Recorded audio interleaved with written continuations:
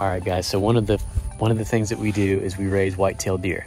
Some people farm soybeans, some people farm corn, some people farm cattle, sheep, goats. We farm deer, we raise deer, and we raise them because we absolutely love them. We're gonna introduce you guys to our farm and explain why we do this. If you think about it, any domesticated animal that we have once was wild. Every domesticated animal in the world was once wild that man domesticated. So we've got rain coming in, we're checking for babies. This is my favorite time of year. It's like Christmas every morning, so we're gonna walk around and see if we can find some baby deer. I had a doe that I could tell by her behavior yesterday that she was gonna have some babies in the next 24 hours. So let's go around and look for some fawns. So we've got one right here, a little fawn. And what they do is they'll lay here and they'll actually stop breathing. They'll hold their breath because when they think a predator might be nearby, they will be completely still. They'll hold their breath and they won't move. I'm gonna go ahead and pick this baby up and see. First, we're gonna sex her or him. Hopefully it's a little buck. It's a little girl, little doe fawn, and it has been raining, so we're gonna get her over here and get her dry. I can't explain the feeling that I have right now. Like this is what God put me on the earth to do. I love deer, I love the white-tailed deer, and I love these fawns. So what we're gonna do with this little fawn is we're gonna go ahead and give it an E. coli paste, and what that does is it protects this fawn from E. coli, several other things. It's got some E. coli antibodies, it's got coronavirus antibodies. Then we're gonna give it a fawn paste, and so what that does is it's got B12, it's got lots of good vitamins and minerals, and what that's gonna do is just give this fawn a jump start. Gonna give her lots of energy, so she gets lots of milk from mom. And then we're gonna give it a tag. So what that does is it allows me to know which doe this fawn came from.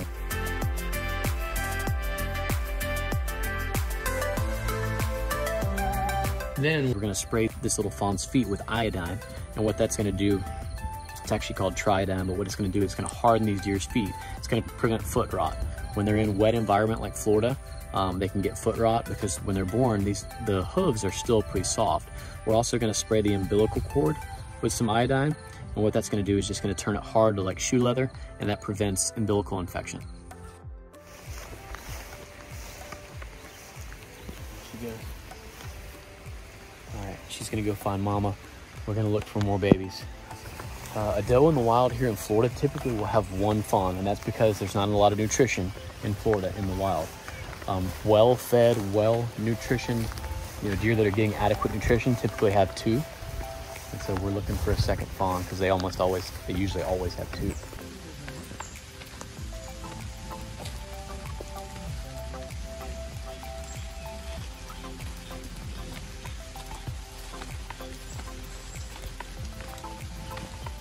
Now this fawn seems to have like a little bit of a big bottom lip. Nothing really to worry about, but just something I noticed. Just checking to make sure, see what this one is. This looks like a little buck fawn, I believe. Just making sure. This is a little buck fawn, which is awesome. Little boy. Get him all dry and cleaned up. This rain is just not ideal, but we're in Florida. It rains every single day from June to about September. Open up it, there we go. Now watch that cheek.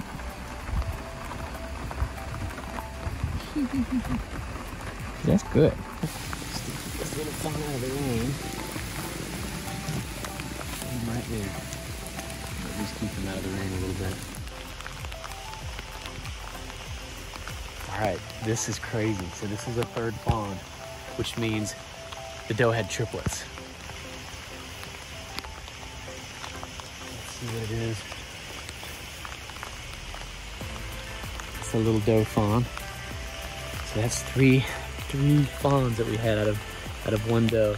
That almost never happens in the wild, but there's some ants on her. Get these old ants off of her.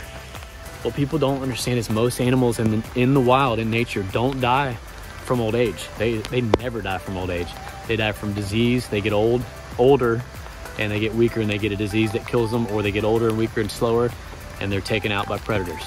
So, they do get diseases in the wild, but in this environment, it's more controlled. So I can look at my deer every day. If there is something wrong with them, I can tell by some different behaviors and mannerisms, and I'll know what to give them if they get pneumonia or just aren't feeling well. I can tell, and and get on that deer and figure out what's going on. Got a good buddy of mine, Mike. He's been breeding deer for about, I think, over 20 years, and he's only ever had 3 sets of triplets.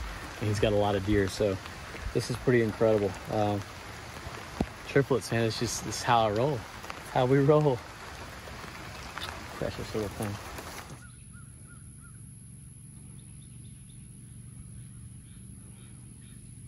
All right, so we've got a deer, one of our deer that we raised, a doe, that has a big wound on the right side of her. And I just noticed, we actually noticed it the other day, and we were like, man, what is that? Is that like a patch of leaves that stuck to her? We thought it was just like a little patch of leaves, but then a couple days progressed and we saw that it was an actual wound. I was looking in the binoculars. And what happened, we think, is we had a major thunderstorm come through. It's summertime, early summer, a major thunderstorm come through. And in this pen here, we have about a 6-acre enclosure that we keep some of these deer in. And a tree fell down, and we're thinking that when the tree fell down, maybe it hit her, or she ran into, you know, something, or we don't know exactly how it happened. But I'm gonna go ahead and I've got a dart gun here. That's an Excalibur dart gun, is what they call it, a projector, and it just sends a tranquilizer dart to them. And so we're gonna go ahead and dart this deer. It takes about 10 to 12 minutes for her to go to sleep. She's gonna be sound asleep, and then we want to be able to get a look at that wound and see exactly what's going on with her, so we can figure out what to do to make sure she's well taken care of.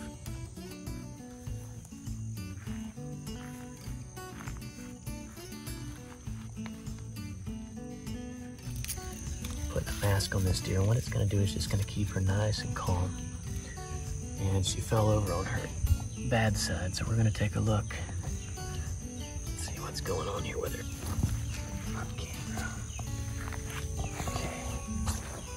Okay, so it's just an abrasion. It's like a sticky abrasion.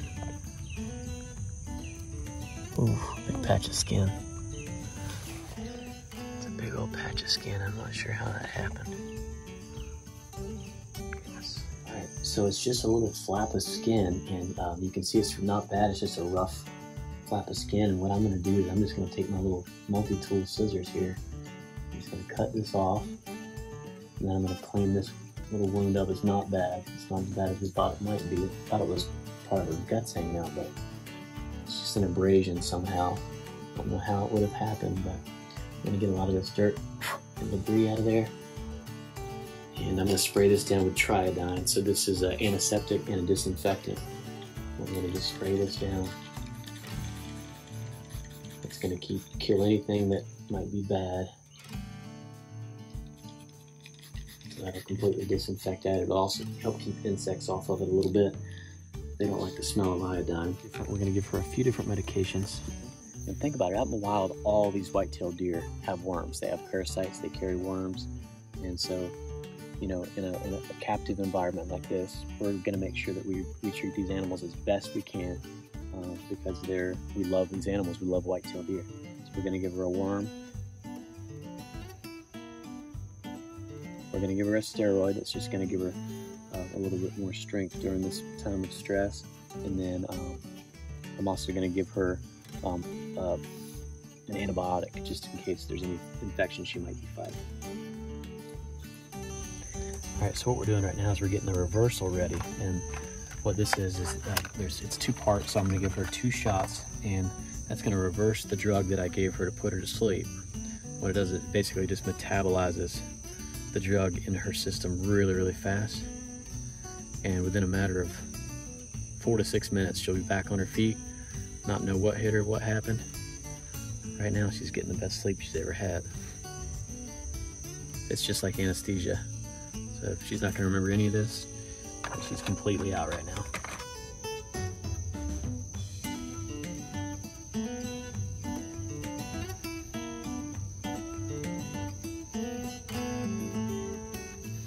Gotta remember to take the mask off.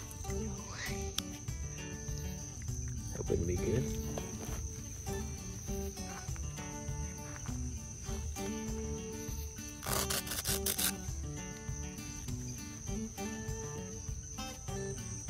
It's been about 2.5 minutes. She's already starting to wake up.